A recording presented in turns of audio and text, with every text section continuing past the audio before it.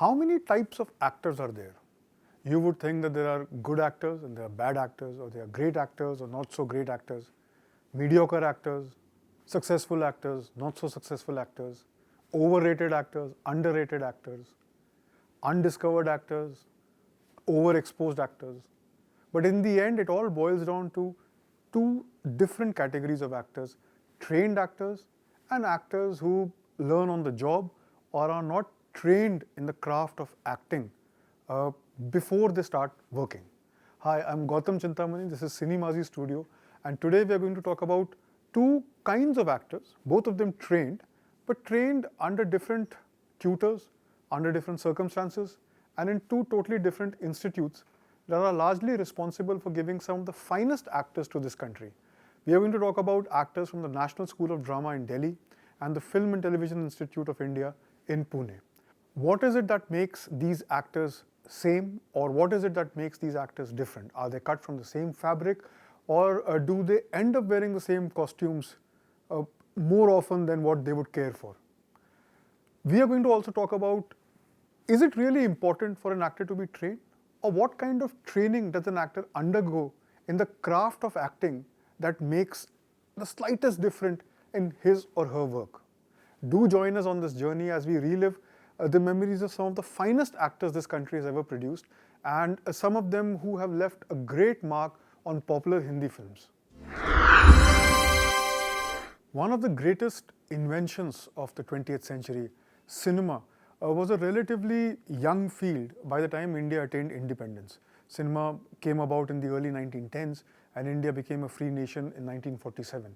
But in those three and a half decades, what had happened was that cinema had attained a huge significance in messaging as well as telling the people what to think. There is a popular misconception, if I may say so, that society inspires cinema, but I am of the opinion that it is the other way around. More than society inspiring cinema, it is actually cinema that inspires society, because it's an art form which is an amalgamation of more or less all other art forms, and it's a very powerful medium. One example of this is how the new government in Russia after the October Revolution under Lenin had made a dedicated film department whose job was to convey the message of either the Communist Manifesto or Marx's Das Kapital to the lowest strata of the society in a way that they would understand the message.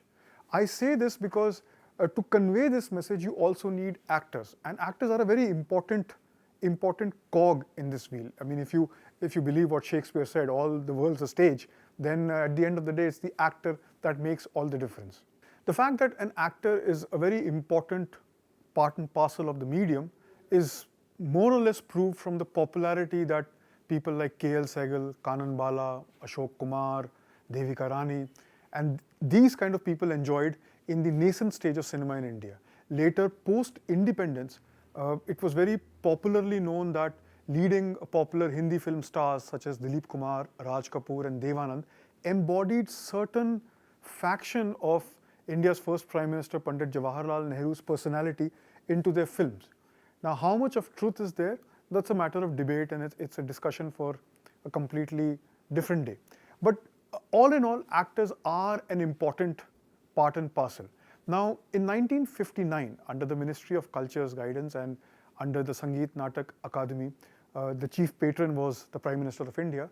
The Government of India constituted the National School of Drama. It became an independent school in the mid-1970s, around 1974. And at that time, you can understand the importance of an Indian school, because the original name of the school was National School of Drama and the Asian Institute of Theatre. It was not meant just for this region or the Indian subcontinent, but the actors that would be trained in this academy would also influence Asia as a whole. That was the idea behind this. Now, on the other hand, the Film and Television Institute of India was started in the early 1960s, and up until 1974 it was situated in Delhi. So both these schools were located in Delhi, being the capital of India, but FTII shifted to Pune, and one can easily say that the area made a big difference on what was being taught and how the information was being passed on to the students, one can also say that the people who were running the courses here, a huge part of their personality rubbed off on the people that they were training. So when it comes to NSD, the first name that comes to your mind is Ibrahim Al-Qazi. He was the director of the school from 1962 till about 1977. So you can understand and you can see that how for almost a decade and a half, each and every actor passing or graduating from that academy would have had a little bit of Al-Qazi Saab in his or her demeanor when it came to approaching their work.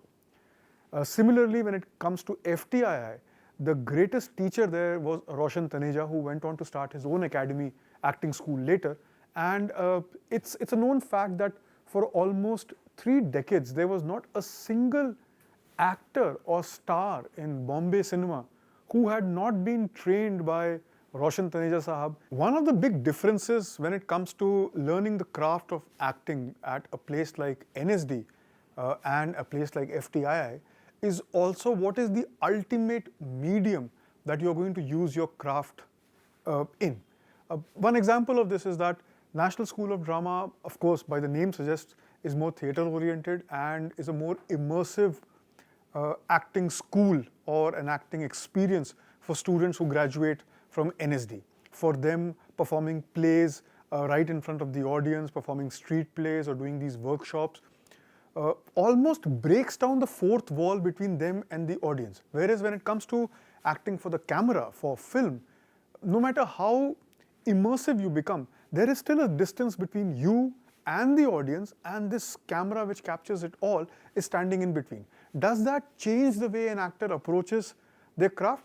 Of course it does, because when you're acting on stage, when you're acting in theatre, there is nothing that stops you from connecting with the audience the way you would want to. You can change your enunciation, you can change the throw of your voice, or you can change a lot of other things.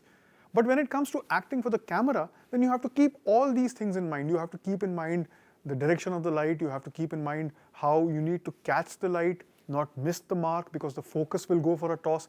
All these things play a huge role when it comes to acting for camera. Now, the graduates of both these schools constitute some of the finest actors that Indian cinema or especially Hindi cinema has seen.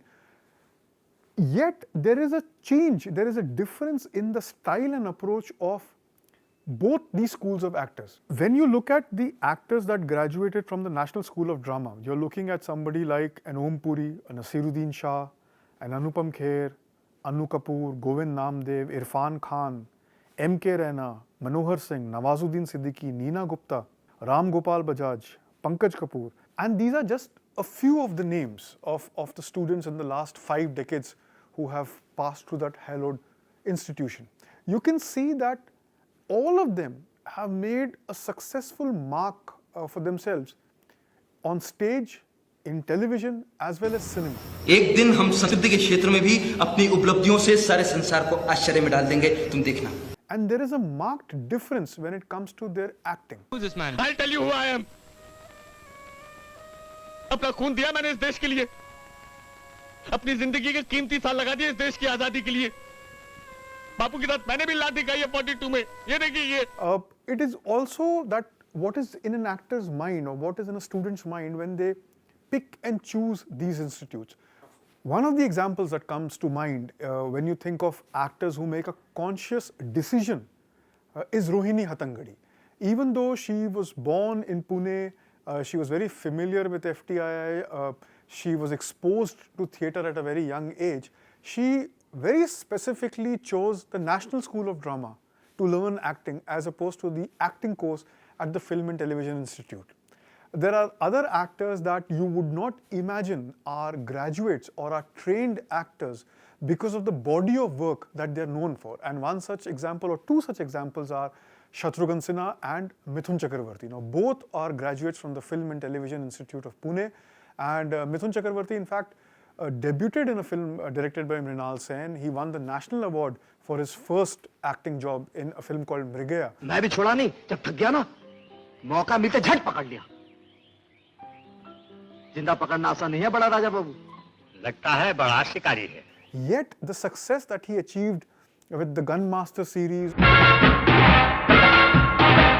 or the later the Disco Dancer series तो झूमो तो नाचो और मेरे साथ नाचो go I am a disco dancer and the kind of aura that Mithunda has, you would not think that he's a trained actor. In a similar light, just because some actor is competent or good, you automatically assume that he or she is a trained artist. And one such debate I remember often surrounded, despite Amitabh Bachchan being one of the most well-known actors, there's a general misconception, or at least there used to be till the late 90s or early 2000s when young film freaks would sit and chat.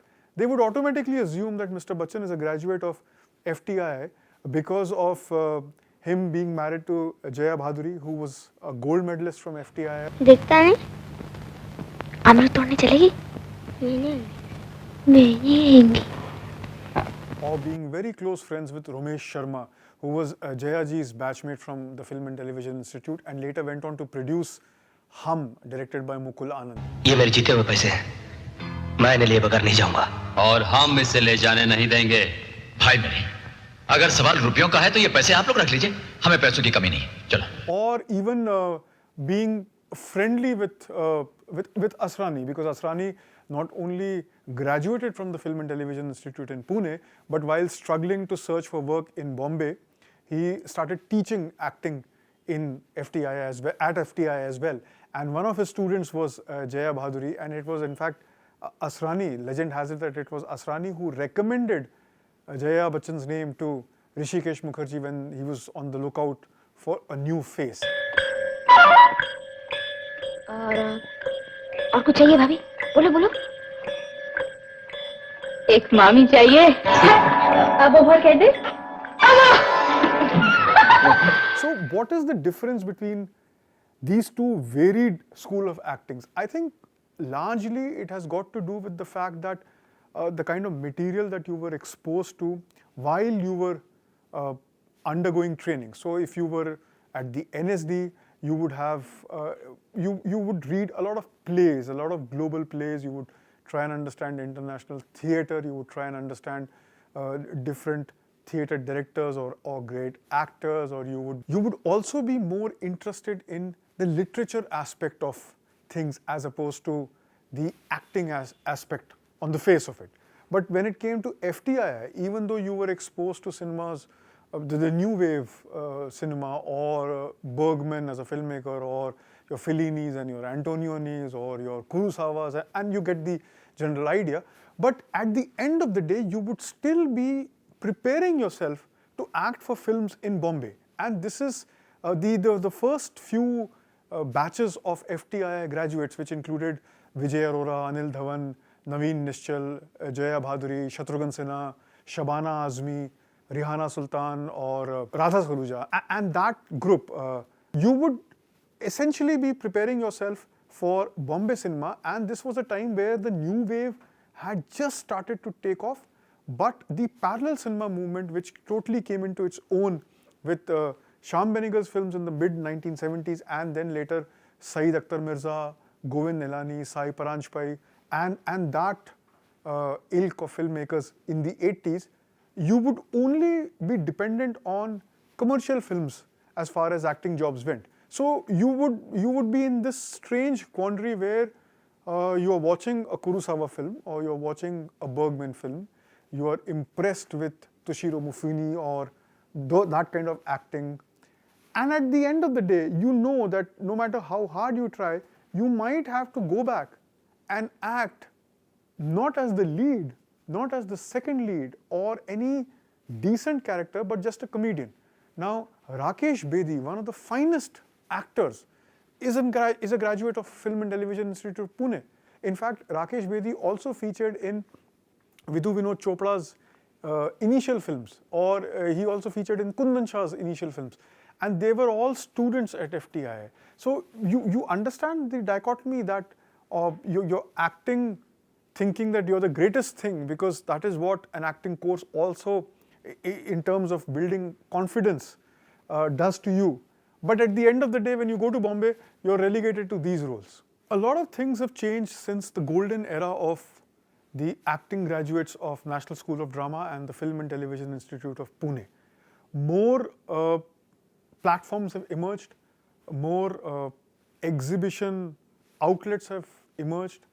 Certain things such as social media or YouTube channels have come about which don't need any kind of formal training for you to express yourself as far as acting goes or making a film goes. And that changes everything. At the end of the day, you start questioning, do I need to go to a film school? Do I need to undergo training as an actor in order to do what I want to do? Or can I start a YouTube channel and become a YouTube star or an influencer?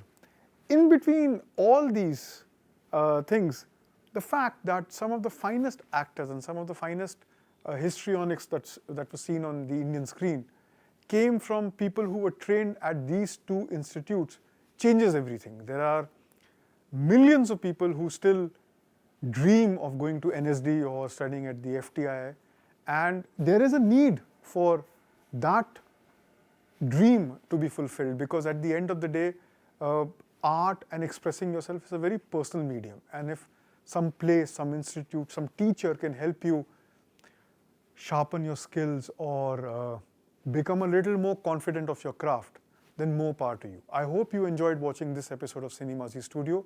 Please don't forget to like the video if you really enjoyed watching this, or hit the subscribe button or the bell icon so that you know the next time we upload a video. See you soon on another such journey. Thanks for watching.